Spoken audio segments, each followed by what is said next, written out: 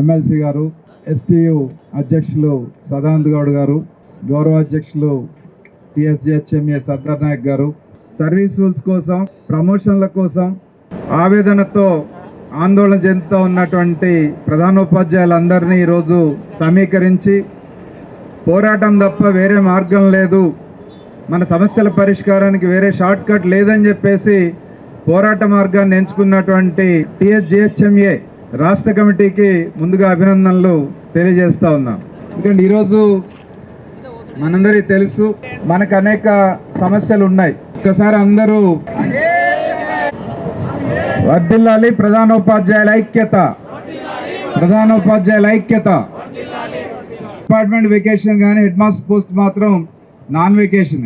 Every year duty కోసం పిలిపిస్తున్నా, డ్యూటీలో ఉన్నట్ట లేనట్ట అంటే వేసవి సెలవుల్లో కూడా డ్యూటీలో ఉండేది ఎవరంటే హెడ్ మాస్టర్లే. సో అటువంటి పరిస్థితుల్లో ఈరోజు ఆ విధులన్నింటినీ పక్కన పెట్టి ఇంత ఎండలో ఇక్కడికి వచ్చి ఇంతమంది ధర్నా చేయడం అనేటువంటిది నిజంగా చాలా అభినందనీయం. ఈరోజు ఇక్కడ ఉన్నటువంటి హెడ్ మాస్టర్స్ అందరూ వచ్చారంటే 4500 స్కూల్స్ నుంచి మొత్తం రిప్రజెంటేటివ్గా ఇక్కడ ఉన్నట్టే, రాష్ట్రంలో ఉన్న అన్ని హై స్కూల్స్ ఇక్కడ ఉన్నట్టుగానే భావించాలి. సో ఆ రకమైనటువంటి క్రెడిబిలిటీ హెడ్ మాస్టర్గా ఉన్నది. సో అటువంటి సందర్భంలో ఈరోజు మన ముందు ఉన్నటువంటి సమస్యలు చూస్తే ఏం సమస్యలు, అందరికి హెడ్ మాస్టర్లకు మాత్రమే సమస్యలు ఉన్నాయా అంటే ఉపాధ్యాయులకు ఉన్నాయి, ఉద్యోగులకు ఉన్నాయి, పెన్షనర్లకు ఉన్నాయి. అవి అందరికీ ఉన్నటువంటి కామన్ సమస్యలు అందరికీ ఉన్నాయి. కానీ ఆ సమస్యల్లో ప్రత్యేకంగా ప్రధానోపాధ్యాయులకు ఉన్నటువంటి సమస్యలు ప్రత్యేకమైన సమస్యలు.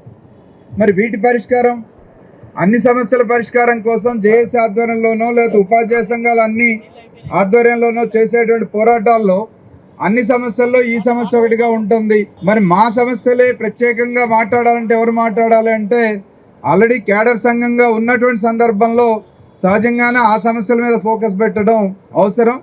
కాబట్టి ప్రత్యేకంగా ఈరోజు హెడ్ మాస్టర్స్కి ఉన్నటువంటి సమస్యల్ని ప్రభుత్వం దృష్టికి, ప్రజల దృష్టికి తీసుకొచ్చేదానికోసం ఈ పోరాట కార్యక్రమాన్ని తీసుకున్నారు. ఈ పోరాటం అంతం కాదు, ఆరంభం మాత్రమే. ఈరోజు ప్రారంభించారు, ఫలితం వచ్చేదాకా దీన్ని కొనసాగించాలని చెప్పేసి నాయకత్వానికి విజ్ఞప్తి చేస్తూ, అందుకు టీఎస్యూటీఎఫ్గా మేము మీతో కలిసి మీ గండగా ఉంటూ ఈ సమస్యల పరిష్కారం కోసం పోరాటంలో అడుగడుగునా మీతో ఉంటామని చెప్పేసి ఈ సందర్భంగా తెలియజేస్తాం. ఈ సమస్యల గురించి మాట్లాడాల్సి వస్తే ఈరోజు 2023 డిప్యూటీఓ ప్రమోషన్లు ఉమ్మడి సర్వీసెస్ వచ్చిన తర్వాత 505, 538 జీవోస్తో ప్రకారం 2023లో ప్రమోషన్స్ ఇచ్చారు. ఆ తర్వాత ప్రమోషన్స్ లేవు. సో అప్పటి నుంచి ఉన్నవాళ్ళు ఎదురు చూసేవాళ్ళు రిటైర్ అయినా 2009లో 95, 96 బ్యాచ్లో డైరెక్టర్ గ్రేడీస్ అంతా ప్రమోట్ అయ్యారు హెడ్ మాస్టర్స్గా. దాదాపు 18 ఏళ్ళుగా ఎదురు చూస్తూ ఉన్నారు. అదే క్యాడర్లో ఉండిపోవాల్సిన పరిస్థితి వచ్చింది. మరి ఇప్పుడు ఏంటి ఉన్న ఆటంకాలు?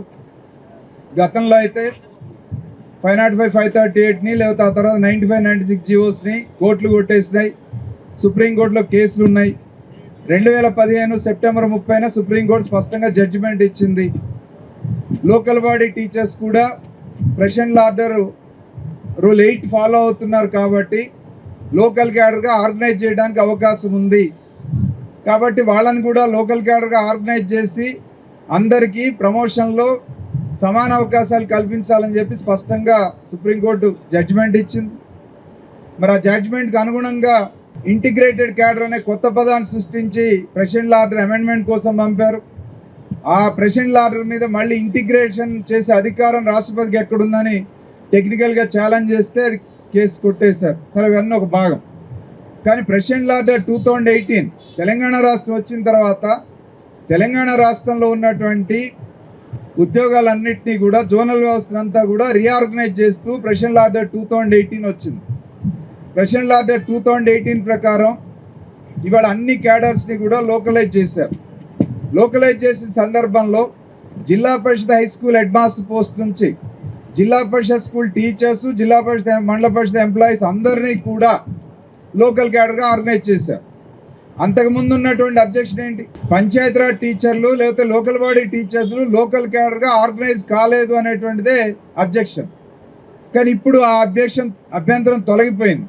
ప్రెషర్ ఆర్డర్ 2018 ప్రకారం, ఆ తర్వాత 124 జీవో ఇచ్చారు. ఆ జీవో ప్రకారం జిల్లా పరిషత్, మండల పరిషత్ స్కూల్స్లో పనిచేసే టీచర్ పోస్టులు అన్నీ కూడా లోకల్ క్యాడర్గా ఆర్గనైజ్ చేశారు. ఆర్గనైజ్ చేస్తూ లోకలైజేషన్ ఆఫ్ క్యాడర్స్ ఇచ్చినటువంటి జీవోస్ 255, 256, 257 జీవోస్ మనం చూసినప్పుడు 255లో గవర్నమెంట్ టీచర్ పోస్టులు అన్ని లోకల్ క్యాడర్గా ఆర్గనైజ్ చేశారు. 256, 257 జీవోల్లో హై స్కూల్ టీచర్స్, జిల్లా పరిషత్, మండల పరిషత్ స్కూల్ టీచర్స్ని ఆర్గనైజ్ చేశారు. 257లో హెడ్ మాస్టర్ పోస్టులు కూడా లోకల్ క్యాడర్గా మల్టీ జోనల్ పోస్ట్గా ఆర్గనైజ్ చేశారు. సార్కి మన సమస్యలు ఒకసారి విన్నవించుకుందాం. అసలు ఈ రాష్ట్రంలో పనిచేస్తున్న ప్రధానోపాధ్యాయులకి ఏమి కావాలి అనేది వారి ద్వారా కేంద్ర రాష్ట్ర ప్రభుత్వాలకు చేరాలనేటటువంటి సంకల్పం అన్నది. సార్కి ప్రత్యేకంగా మొదట రాష్ట్ర తెలంగాణ గెజిటెడ్ ప్రధానోపాధ్యాయుల సంఘ పక్షాన హృదయపూర్వక స్వాగతం. వారి అమూల్యమైనటువంటి సమయం ఇచ్చినందుకు వారికి ధన్యవాదాలు తెలియజేస్తూ, సార్ ఈరోజు ఈ ధర్నా మేము ప్రధానంగా నిర్వహించడానికి 3 కారణాలు ఉన్నాయి సార్. ఒకటి, 2003వ సంవత్సరం నుంచి రాష్ట్రంలో గ్రేడ్ 2 ప్రధానోపాధ్యాయులుగా పనిచేస్తున్నటువంటి మిత్రులకు ఎవరికి కూడా తదుపరి స్థాయి పదోన్నతి రాలేదు సార్. ఇది చాలా దురదృష్టకరం. ఎందుకంటే వేరే డిపార్ట్మెంట్లో మన రాష్ట్రంలోనే ఒక ఆఫీస్ సబార్డినేట్, ఒక రికార్డ్ అసిస్టెంట్, ఒక జూనియర్ అసిస్టెంట్గా నియామకమై జిల్లా స్థాయి అధికార స్థాయిని కూడా దాటి రాష్ట్ర స్థాయి పదవుల్లో కూడా జోనల్ స్థాయి అధికారులుగా వాళ్ళు నియమించబడుతూ ఉన్నారు. ఇదే సమయంలో హైలీ క్వాలిఫైడ్ ఎకనమిక్ అండ్ ప్రొఫెషనల్గా కూడా మాస్టర్స్ చేసినటువంటి మిత్రులు మరి ఒక ఎడ్జిటీ నుంచి స్కూల్ అసిస్టెంట్ నుంచి హెడ్ మాస్టర్ వరకే వారు ఆగిపోతూ ఉన్నారు సార్. మరి ఖాళీలు లేవా అంటే రాష్ట్రంలో విస్తృతమైనటువంటి ఖాళీలు ఉన్నాయి. ఉప విద్యాధికారి పోస్టులు ఖాళీగా ఉన్నాయి, డైట్లో సీనియర్ లెక్చరర్ పోస్టులు ఖాళీగా ఉన్నాయి, ఎస్సీఆర్టీలో ఖాళీలు ఉన్నాయి సార్. కానీ ఇది కేవలం రాష్ట్ర ప్రభుత్వం మరి మా విద్యాశాఖ అధికారుల నిర్లిప్తత, నిరాసక్తత, ప్రధానోపాధ్యాయులకు మేలు చేయాలనే సంకల్పం లేకపోవడమే ఈ దుస్థితికి కారణం సార్. మీకు తెలుసు, గౌరవ ప్రధానమంత్రి గారు దేశంలో ఎంతో క్లిష్టమైనటువంటి సమస్యలను కూడా మరి వారు పరిష్కార మార్గాలు చూశారు. జటిలమైన కాశ్మీర్ సమస్యకు కూడా పరిష్కారం చూపింది కేంద్ర ప్రభుత్వం. కానీ దురదృష్టవశాత్తు తెలంగాణ ఆవిర్భావం తర్వాత 3వ రాష్ట్ర ప్రభుత్వం అధికారంలోకి వచ్చి గడిచిన ప్రభుత్వం 10 సంవత్సరాలు కాలయాపన, ప్రస్తుత ప్రభుత్వం 2.5 సంవత్సరాలుగా అయినప్పటికీ కూడా మా ప్రధానోపాధ్యాయుల పదోన్నతుల సమస్య ఎక్కడ వేసిన గొంగలి అక్కడే ఉంది సార్. ఎటువంటి సానుకూల దృక్పథం లేదు. మేము అనేక ప్రాతినిధ్యాలు ఇచ్చినాం. ఆ ప్రాతినిధ్యాల స్పందన కరువైన వేళ ఈ రాష్ట్రంలో 4,500 మంది గెజిటెడ్ ప్రధానోపాధ్యాయులు పనిచేస్తున్నారు సార్. ఒకవైపు మా డిమాండ్లను నెరవేర్చినట్టయితే 800 మంది టెంట్ కింద కూర్చున్న వాళ్ళకి పదోన్నతి అవకాశం వస్తుంది సార్. అది మరి ఉప విద్యాధికారులుగా, డైట్ సీనియర్ లెక్చరర్లుగా మరొక ముఖ్యమైన విషయం సార్. ఎన్నో పదవులను తెలంగాణ ప్రభుత్వం వచ్చిన తర్వాత డిపార్ట్మెంట్లో కొన్ని కొత్త పోస్టులను కూడా సృష్టించుకుంది. Local body collector, revenue collector పేరిట కలెక్టరేట్లో కూడా అడిషనల్ కలెక్టర్ పోస్టులు వచ్చినాయి సార్. ఒక్క జేసీవై 2 IAS లైన్లు జిల్లాకు, కలెక్టర్తో పాటు 3 ఉన్నారు. కానీ దురదృష్టవశాత్తు విద్యాశాఖలో కొత్త పోస్టు ప్రతిపాదన లేదు. కనుక ఈ రాష్ట్రంలో మండల విద్యాధికారి post, gazetted head master grade 2 post సమాన స్థాయిలో పరిగణించబడుతూ ఉన్నాయి సార్.